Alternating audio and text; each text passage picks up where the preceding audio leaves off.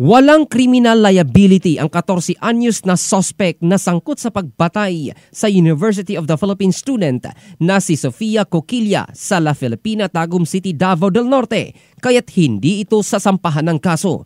Ito ang kinumpirma ni Police Major Anjanet Tirador ng Women and Children's Protection Desk ng Davao del Norte Police Provincial Office. Batay sa itinakda sa ilalim ng Republic Act No. 9344 o ang Juvenile Justice and Welfare Act.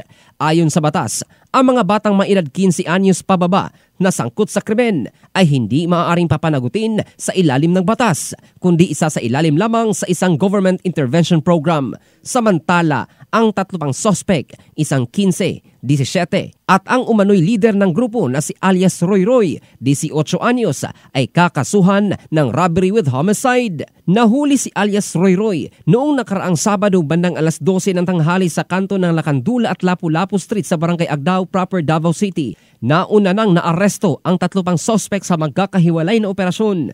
Pansamantalang nakakustudiya sa Davao City Police Office si Roy Roy dahil sa kinakaharap nitong paglabag sa Firearms and Ammunition Law.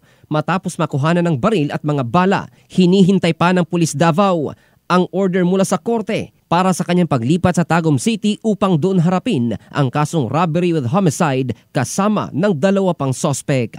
Samantala, naihatid na sa kanyang huling hantungan ang biktima nitong Martes, Hulyo 15, kung saan kasabay sa kanyang libing, umaasa ang kanyang pamilya na tuluyan na nitong makakamit ang kapayapaan sa kabila ng brutal na pagpaslang sa kanya. Ayon kay Ginoong Warren Coquilla, ama ni Sofia, mapapatawad niya ang mga sospek, ngunit hindi pa ngayon sapagat masyadong malalim ang sugat na iniwan ng pagkawala ng kanyang anak. Kung mapapatawad man, kailangan pa ring harapin ng mga ito ang parusang itinakda ng batas sa kanilang pagkakasala.